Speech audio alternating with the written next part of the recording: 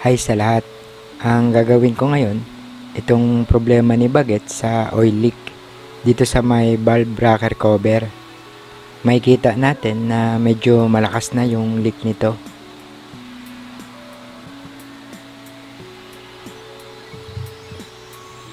At umaabot na hanggang sa ilalim.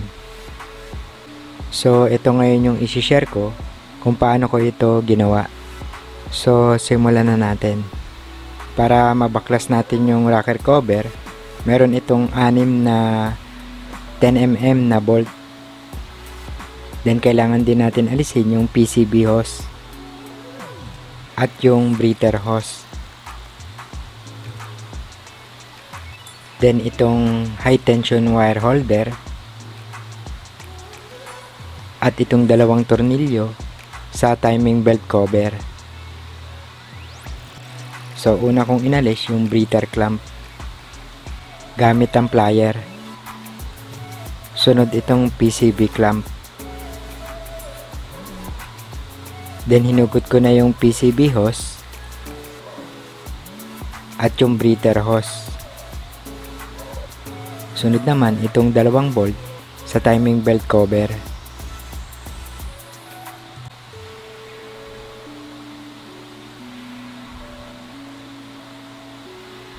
Then itong 6 na bolt sa engine valve cover. Itong ginagawa natin ay pwede na i-DIY. Basic na basic. Kahit bata na 20 years old, kayang-kaya. Sunod, ginamitan ko ito ng maliit na flat screw para maiangat ng bahagya. Hanggang sa makuha ko na yung engine valve cover. Sunod, inalis ko na yung lumang rocker cover gasket.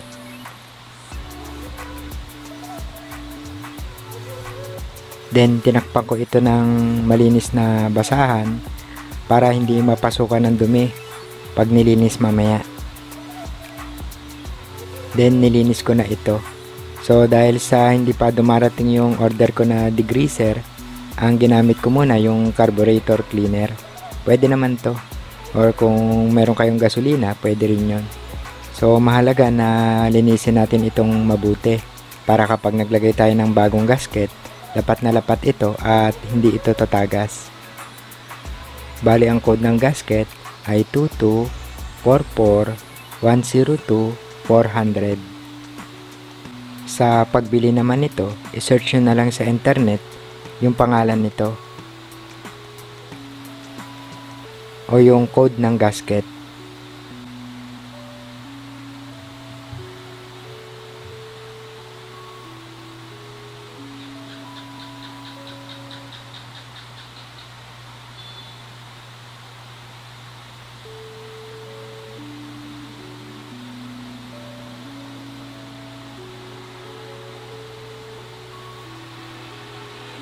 Sunod, niliha ko ito ng bahagya gamit ang 2000 na sandpaper. Kaya naman ito lilihain ng bahagya para maalis yung mga tumigas na dumi or maging makinis yung paglalapagan ng gasket.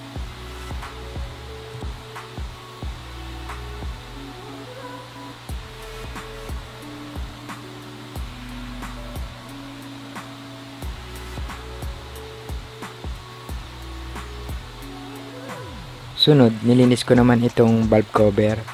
So, mainam na linisin din ito para mas madaling makasingaw yung init ng makina. Then, mas magandang panglinis dito yung degreaser o yung gasolina.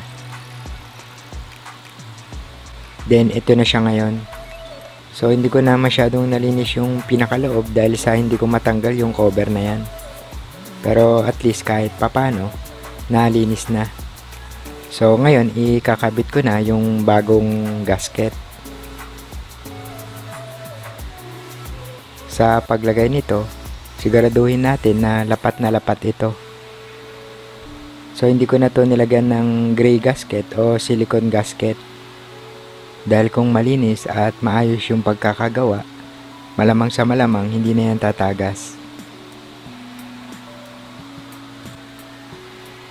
So ngayon ibabalik ko na. Sa paglagay nito, dahan-dahan lang natin itong ipatong. At kung maaari, isakto na natin ito sa mga butas.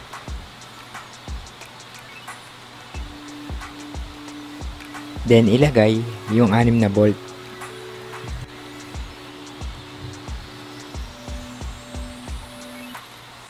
Then sikipan muna lahat ng bolt ng bahagyang bahagya.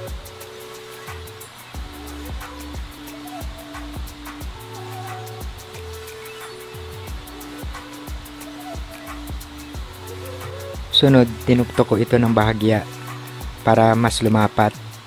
Mas mainam kung meron kayong rubber mallet.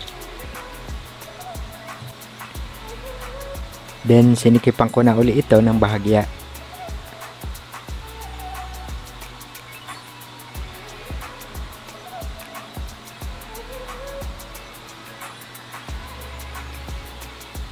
Sabay tinuktok ko uli para sure talaga na lumapat ng husto yung goma o yung gasket na nilagay ko.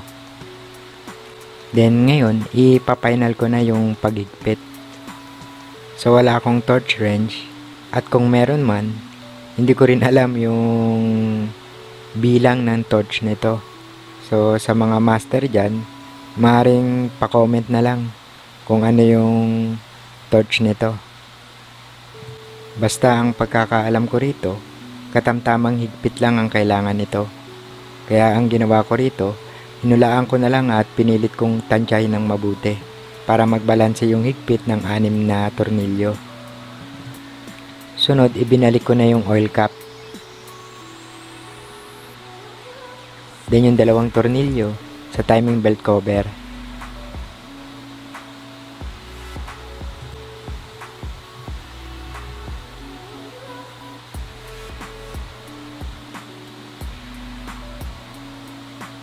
Then ibinalik ko na rin yung PCB hose at yung breather hose.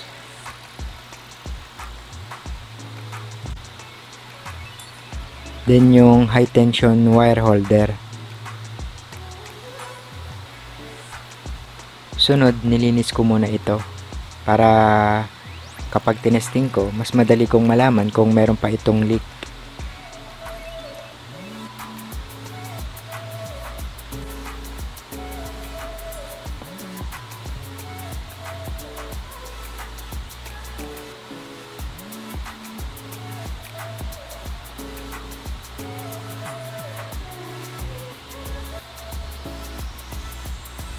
Then pinatuyo ko muna ito ng mga 2 oras.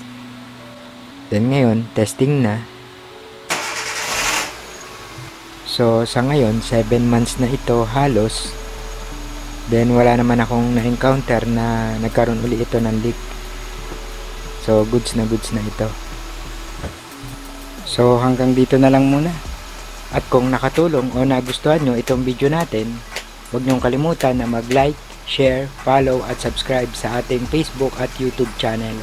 Maaari din kayong mag-message or mag-comment para sa inyong mga katanungan at mga gustong sabihin. Pipilitin ko na sagutin lahat yan. So babush na at see you on my next DIY video.